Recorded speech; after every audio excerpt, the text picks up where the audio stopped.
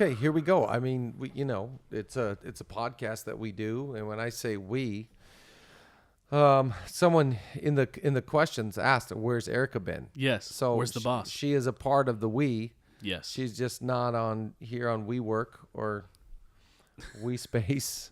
Welcome to Leadership Lean In, the podcast. We're leaning into the subject of leadership just to get.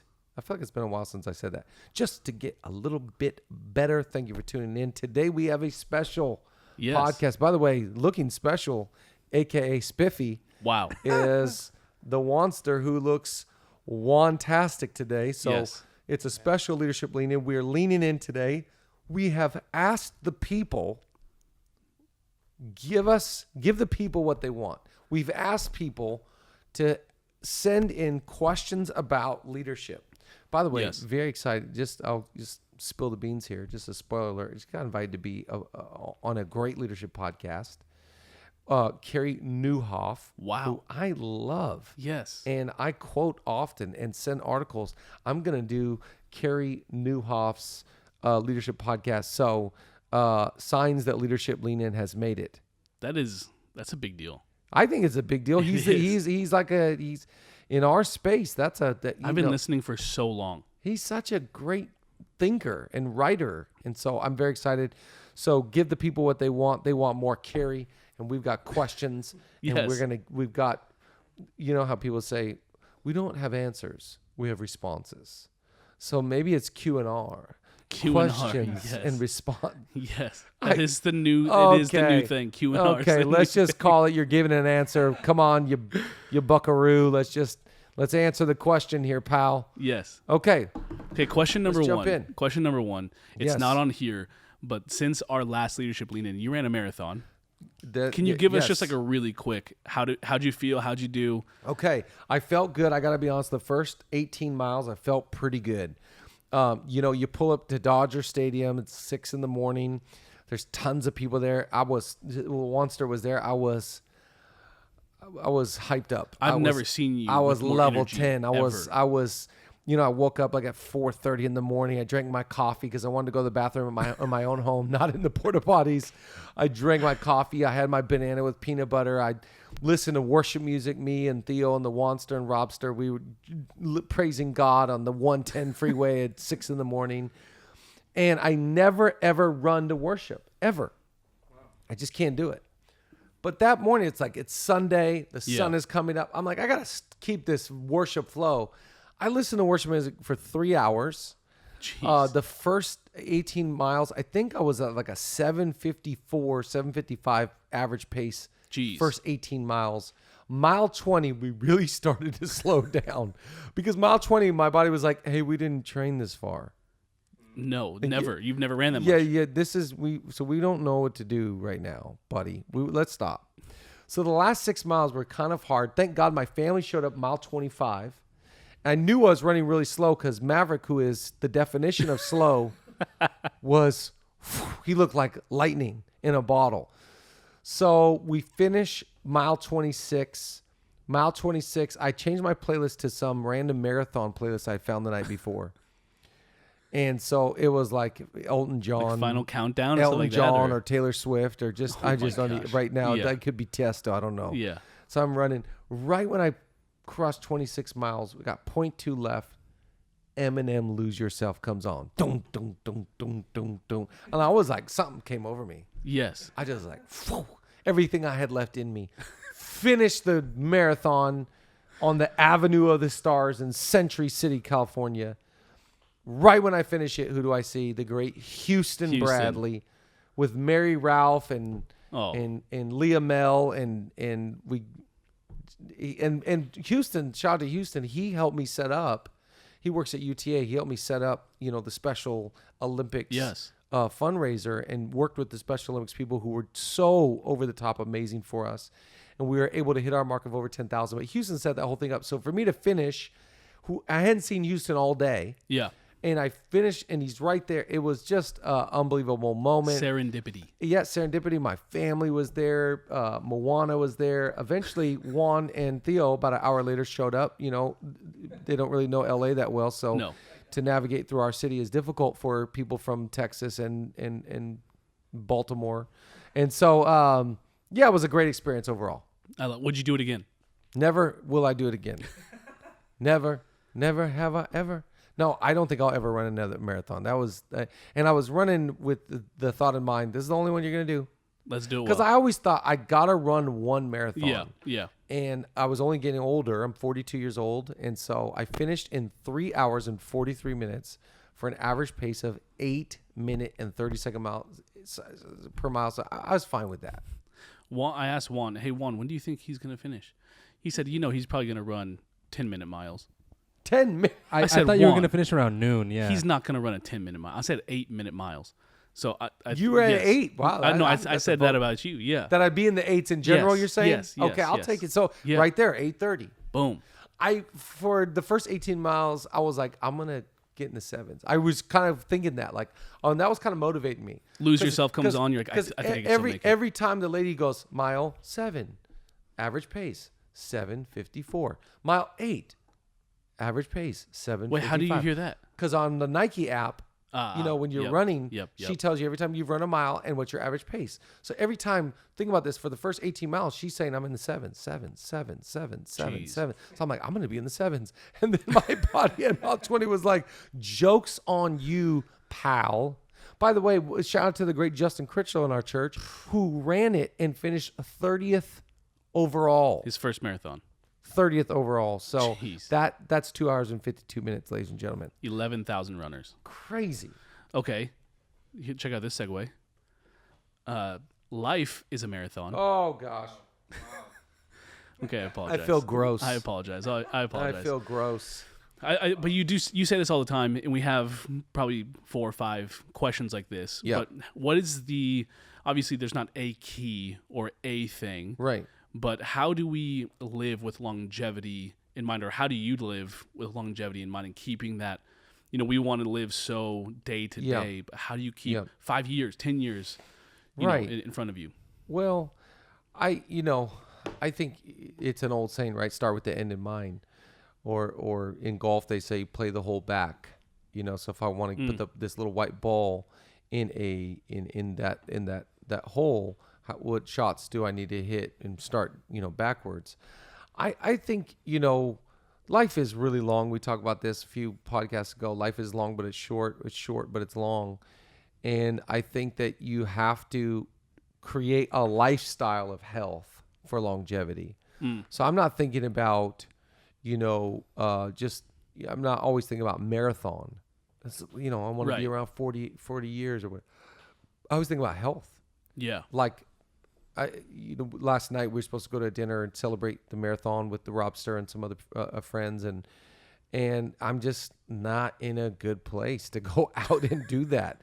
I celebrated Sunday night and we had a great dinner, and then what, my kids really need me. I got to get my house back in order. I got to get my body back in order. I got a lot of things to do today. Yeah. So I think it's just about making really great decisions for your health and your mental health, your soul, your spirit. And I think that allows you to be around things for a long time. Yeah. I think the other thing about, the marathon of life is just the emotional EQ it requires. So there's a physical demand on your life, of course, sleep, water. Gosh, how far will that take you? Right. And staying away from stuff that's really going to hurt you. But then I think the emotional toll, the relational collateral that can come with leading any organization, any business. Just relationships in general. Yeah. So I think, you should always be kind of aware, I think, of the buckets of your life. What are they? They're physical. They are financial. Just your financial wherewithal and ability to lean into your own budget and live underneath your means. Right. So there's a financial health and financial strength. I think there's a spirituality, of course. We know that. Body, soul, spirit. So there's the spirit part of me. And for us, we live a spiritual life. We love that. And then there's the relational part and that emotional health. And so a lot of times people disqualify themselves because they're just emotionally depleted. They're emotionally drained. They don't have the virtue to get back up and go. So I think I'm just trying to always be aware of my current condition, which is not That's always good. great. Yeah. Like the other Right. day, I was about to step into this new endeavor, and one of my friends is the owner of this company, and I had agreed to it, and I was excited about it, and I thought this could be a real good fit. And a guy flew down to come meet with us, and I looked at him in the eyes, and I was like, "Bro, I'm so sorry that you flew down here. I'm not well. Yeah. I have no Yeah. bandwidth for this. Yeah. My plate is so full, I can't even think about giving any energy Wow. outside of what I currently have to this other thing. And I'm sorry I didn't have the ability to make that judgment call before you got on a plane. But now that I'm sitting with you, Yeah. I'm realizing I am taxed. And so when I talked to this other person saying, "Hey, I'm so sorry that happened," he's like, "Oh man, thank you that you can say no. Yeah. Thank you that you're saying no before Yeah. some dumb decision or before some new vice or something that can really mess up your life." And so I think it's about, none of us are living perpetually healthy. Right. And so you got to know when you're not that good Right. and be able to process that unhealth with the right people. Yeah. The right people. That's so key. right I love these 4 buckets, and I feel like, at least for me, they're never all full at the same time. No. And so like when one goes down, this one's good, so I'm gonna go fix that, and then I gotta go back and fix this one. That's right. And it's just always Yeah. auditing your life, auditing yourself, kind of seeing Constant. that. Okay, here's another. I like this question. What is something you do now that you wish you would have done early on that would have paid dividends? Robin Hood. Well, Dogecoin. okay. Hey, we Shiba. are not financial advisors. Yeah. Ethereum. Bitcoin. NFTs. Oh my gosh. Hey, we got some exciting things coming up. Yeah. So, I really wish I would have found business mentors Yeah. and financial advisors at a younger age. I wish I would lean into my father, who's very good with his money. Yes. Incredibly. My dad, but I was always a little put off by my dad's philosophy because he's such a Dave Ramsey guy. Right. And I have always been like, Dave Ramsey and I just don't mix. That's oil and water. Because I like to be generous, and I Sure. look at that lifestyle of being stingy, which Yeah. is not a fair connotation. Right. Right. I have all the respect in the world now as an older person Yeah. that has to look over a lot of money. I have a lot of respect for Dave Yes, Ramsey yes, and, of yes. course, now my father. But when I was younger, I kind of looked at like, I don't really understand that. I wish I would have read more books and leaned into the subject of finance, because I didn't realize what a massive part of life it really is for all of us. Right. And if you get money and understand how it works, and you understand investments, and you understand, how to be frugal in the right areas so you can be generous in the right areas, and live, I already said, live well beneath your means, and have a great savings and have great investments. I wish I would have understood how to take care of money. I've always been a Yes. tither. Yes. Never skimped on tithing. So I think the great thing about being a tither, in my opinion, is right away I'm down to 90%. So I'm gonna watch it Right. You're already living with intentionality because you tithe. because I tithe. I'm already going, 10's gone. Yep. So what am I doing with 90? So it's not like I've been careless at all, but I think I could have, taken another 20, 30 and put it over there and lived even off 60, 70. Right. Right. Yeah. I think, it would be the same for me. Yeah. No one, I didn't grow up. I was focusing on leadership. Yeah. I was, Spirituality. Maxwell, my spirituality, growing in that. And then all of a sudden I have a family. Yep. I live in Los Angeles. Yeah, you gotta take care of Inflation money. is going crazy. Gas Yeah. is $8. Yep. I just bought a bike Yeah. because I'm like, I wish I would have Yeah. learned early on. Yeah, it's like at the end of the day, cash is king, and you want to have a little bit more wiggle room just for a rainy day. And it's like, I love that new app that goes through all your subscriptions and helps you cancel them. Yes. Oh my god. It's like what's 30, 40 more dollars a month? That's huge. Yep. It's like every day, do I want to go get a blue bottle? I've already had a great coffee at my own home. Yes. Do I need to go spend $4.50 to get another one? Right. That adds up over 30 days. So my point of what I'm saying is, to answer the question, I wish I would have applied more financial principles Yes. to my life Yes. at a younger age. 100%.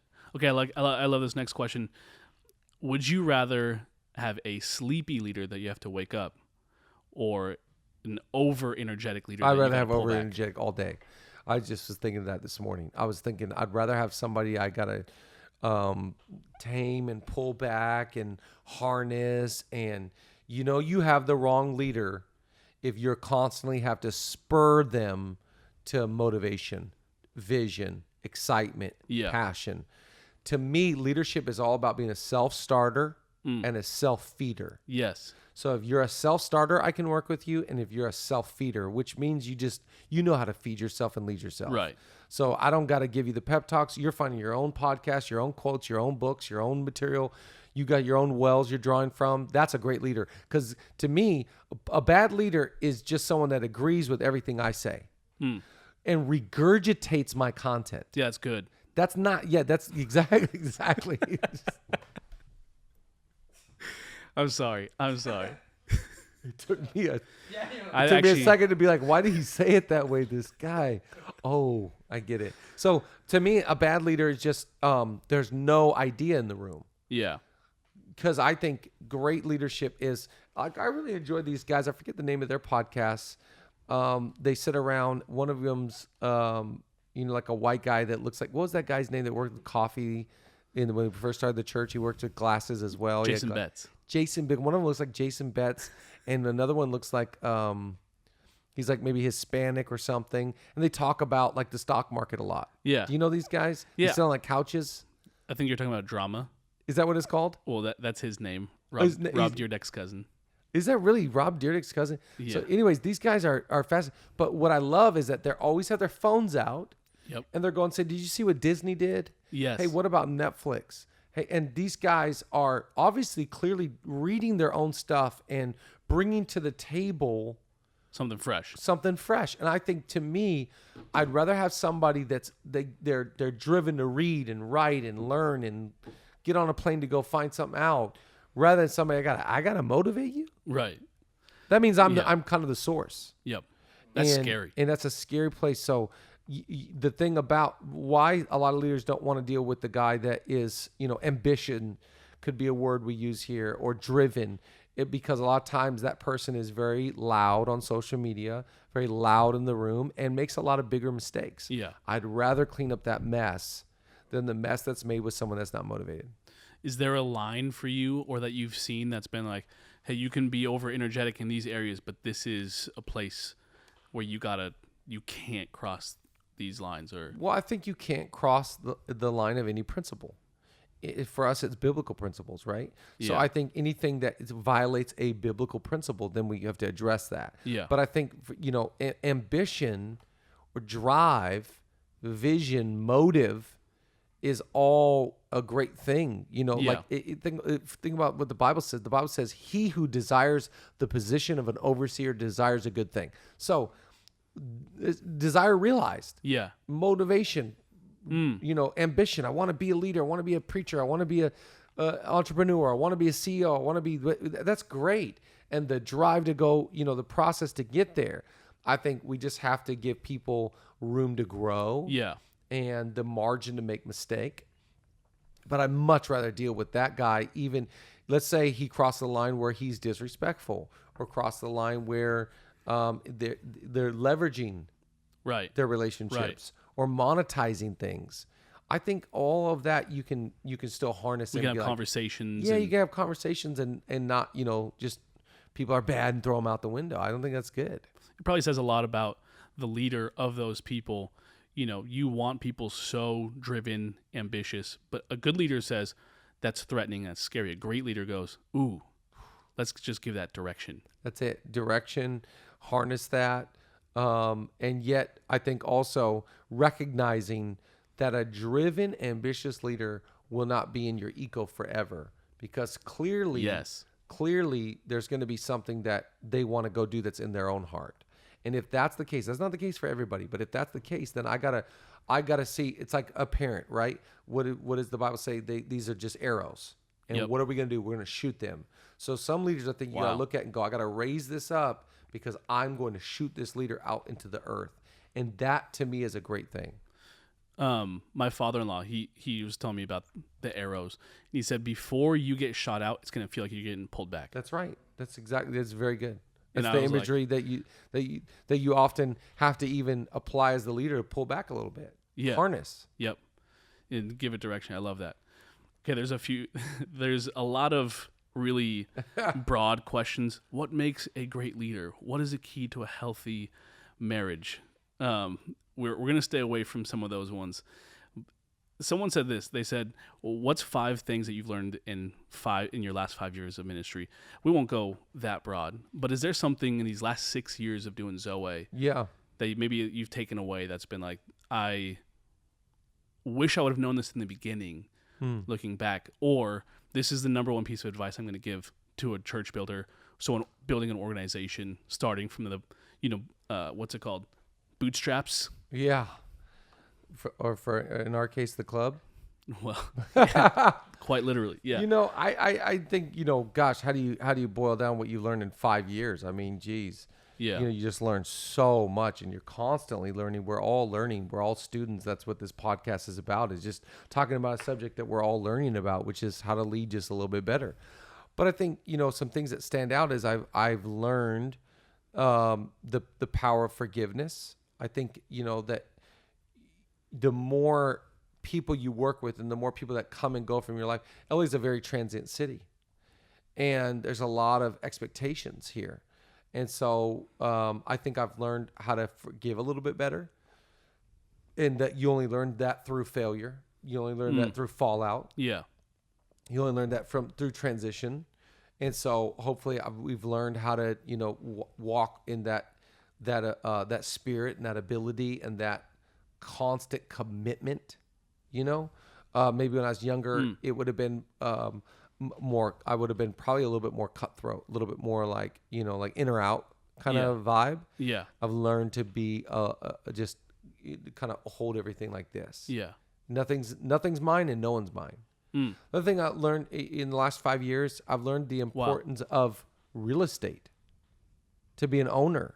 A lot of what we've experienced from an organizational standpoint and what has really hurt us is not owning property. Yeah. And something that's really big on my radar, something that we're working constantly at and looking at properties all the time, is you got to own land, which is, for us, again, from our context from a biblical principle, just a big deal to God. Yeah. Well, the first thing he says is you go own that. Yep. Wherever you take your foot, that you own that land. And, we read together as a staff this morning, and it's talking about land, talking about property. Right. Allotments. So I've learned a lot about the value of saving, investing, and getting ready for property. We've learned a lot about... Can I just say something about that? Yeah. About property. I feel like you could be the greatest leader in the world, but if you don't own it, it's just... no matter how disciplined you are to take care of something, it's not yours. It's not yours. You're a renter. There's a different... Big time difference. That's just the bottom line. Yeah. We learned that the hard way. I think another one is that, systems, that James Clear quote from Atomic Habits. You don't rise to the level of your goals, you fall to the level of your systems. And I think that we've learned that anytime I've been frustrated with our organization, I just have to look at our systems and go, well, our systems are perfectly designed to deliver the results that we're currently getting. So I can't be mad at anybody. I have to be mad at the systems that we have implemented. I think another thing we've learned is we have really learned a lot about staff hires and hiring the right people. And sometimes you have to take a risk. It's risk reward. Yeah. You have to take a risk. Like, for example, one of the things we learned when we launched our second location, which is our first time multiplying out. Yep. We had a massive launch day, wild success in the Valley. This thing, was about ready to take off. We didn't have a full-time campus pastor. Right. We didn't have a full-time kids. We didn't have a full-time ZST director. We didn't have full-time worship.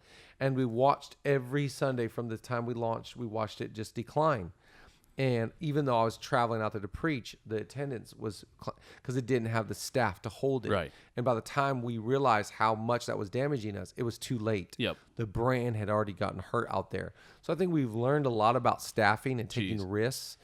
And but when you're an entrepreneur, you're watching the compensation line very tightly. Yeah. You're going like, we're not messing around with this. Yeah, every dollar matters at that stage. Especially with venues in Los Angeles and being a renter, it's just a massive cost. Operations, obviously. So we've learned. I mean, man, how do you boil it down to 5 things? We just learned so much. what has a return too? If I'm going to invest myself into the college, what's the return? If I'm going to invest into making music, what's the return on that investment? If I'm going to invest myself into an online location, what's the return? So we've learned a lot about through failure, where we should be putting our time and attention. Absolutely. I think a lot of these, we popped up in a lot of places to rent, around Los Angeles. And I think that we've done a really good job to take those places and get the most out of those locations. Yes. People walking by, seeing what's happening. At the same time, like, oh man, getting a property is going to be so special. Yeah, it'll be absolutely a game changer. Yeah. Yeah, because and also you don't want to live set up and tear down life. Right. That's for us, the reality in our eco is, how so much of that virtue and energy, so much goes into setting that thing up and so much into tearing it down. It's just a difficult process. So we'll get there. Yeah. Yeah. And I would say for people who aren't, maybe church isn't that, that doesn't work for whatever they're going through, but just like in life to set up and tear down emotionally, to have a hobby or something take up so much space in your life, you got to really level that out and go, right. Like, how long can I maintain putting my passions in two spots or in two different things? Man. Okay. I think we're running out of time, but can I give you one more? Yeah, I love it. Someone asked on here, they said, can you give me your day layout? And I'm not going to say your day, it's different, but you implement something like, what are they called? Emphasis days. Yeah. That I think are so good. Yeah. If you just want to kind of open up about that. Yeah, I think every day is different and every day is the same, like. Well said. Yeah. I know what I'm doing on every Monday. I don't, but I do. I do the same thing every Monday, do the same thing every Tuesday, same thing every Wednesday, same thing every Thursday pretty much. Friday, 100%, it's the same thing. Saturday, I mean, I always think about, predictability brings a lot of comfort. Yeah. And, I even think when I get up on stage, some of my intro and some of my first 3 to 5 minutes that just, people know what they're going to get. Right. I'm the same person. Yes. And I think predictability also sends a signal of consistency. That's it. So yeah, on, Mondays for us is meetings. I'm in a lot of meetings and I don't wake up super early on Monday cause I've gone, 16 to 18 hours on Sunday. And so I'm going to sleep in the latest on a Monday probably and have a slower morning. But Monday in the office is meetings. And Monday in our home is a sacred night. We don't socialize. We don't do anything with anybody. We go home. We eat dinner. Last night we ate dinner as a family. And we, do the baths and the books and the bedtime. Yep. And then by about 9 o'clock, I'm done. 8:30 done. So, Tuesday morning is an early morning. And so I just think you got to find what your rhythm is for you to be at your best. And you need to know the times within your week schedule. When do I need to be the best? Yeah. So for me, my whole week leads up to this moment on Sunday. So what do I need to do for rest, diet, exercise, relationships to get me at my optimum level when it's time for that demand? Sunday, yep. Yeah. So what is it for you? Is it maybe Tuesday night or Wednesday or multiple times a week? I just think it's about knowing when to get your rest, knowing when to get your energy out, and knowing when because I think everyone is administrative, so you need time on your computer. Yep. You need time to meet. You need time, to invest, date nights, all that kind of stuff. You just got to figure out your weekly schedule. And I think, time is like money. It's like water. If you don't tell it where to go, it's going to go wherever it wants. Yep. So, it's like, does my schedule run me or do I run my schedule? I assign, and that's why I love that Psalm. Teach us to number our days, that we may gain a heart of wisdom. So I will have a wise life and a wise heart if I really make my days count. And going, I'm going to be better. I'm going to read books here. I'm going to work out here. I'm going to, and just assigning my time. Yep. I love it. Okay, last thing. I want an update on your bracket.